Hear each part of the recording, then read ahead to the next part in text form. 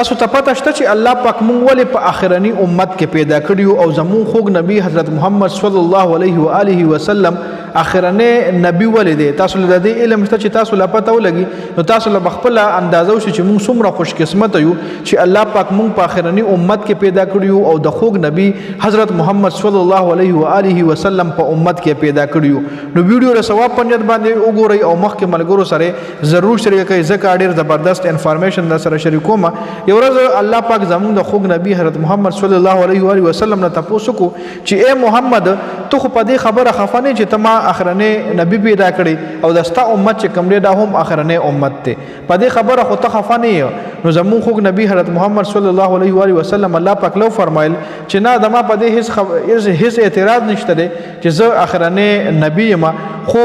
دومره راته وایا اے الله پاک چې زما امت ولی اخرنه امت ته لکه دې را وایا چې زما الله پاک ته وی چې مال صرف دومره وایا چې زما امت ته ولی اخرنه امت پیدا کړی دی. نو الله پاک ولوي چې اے نبی اے حضرت محمد صلی الله علیه و آله وسلم ستانه مخکې چې څومره هم امتیان تیر شوي وو څومره هم نبیان تیر شوي د هغوی امتونه تیر شوي وو نو کې به چې کومه ګناه وه هغوی له به چې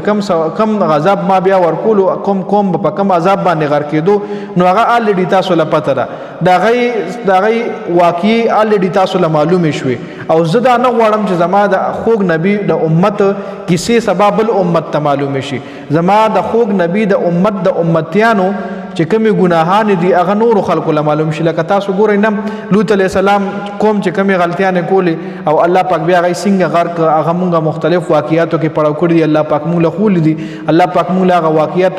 د خوږ نبی په ذریعه باندې مونږ له مطلب زمونږ زندګو له زمونږ ذهن ته راوستي دي. نو دغه رنګ الله پاک خوږ نبی له ووایي چې زه دا نه غواړم چې د ستا د امت د ګنایانو خلقو لبیا پته ولګي رستا د امت ذکر رستا د امت د ګنایانو ذکر رستا د امت د خلقو د ګناهانو ذکر بیا نور امتیان کوي. زه دا نه غواړم رستا د امت چې کومې ګنایان دي هغه زه پرده کې ساتل غواړم.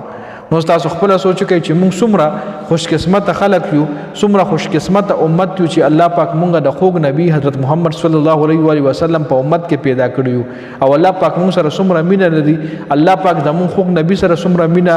لرله. دغه رنګ مونږ یو خوش قسمت قوم یو. شاید خبردار چې مونږ یو خوش قسمت قوم یو په مونږ باندې عذاب هم الله پاک نه راولي ځکه چې د لوط علیه السلام قوم کې کمې غلطیانې وي امون کې شته دی څومره هم مطلب مخکې چې څومره زموږ نه امتونه تیر شوي دي او په هغوی باندې الله پاک کوم عذابونه راوستي په کومو ګناهانو باندې هغه ټولې ګناهانې مونږ کې شته دی هغه ټولې دوکې هغه ټولې داکې هغه ټولې د الله پاک نافرمانی هغه مختلف ګناهان ټولې مونږ کې شته خو الله پاک په مونږ باندې عذاب نه راولي. وجه سره چې مونږ د خوږ نبی حضرت محمد صلی الله علیه و آله وسلم په امت کې الله پاک پیدا کړی یو. نو دا یو شارټ غونډه ویډیو وه د ویډیو کتلو زیاته مننه. والسلام.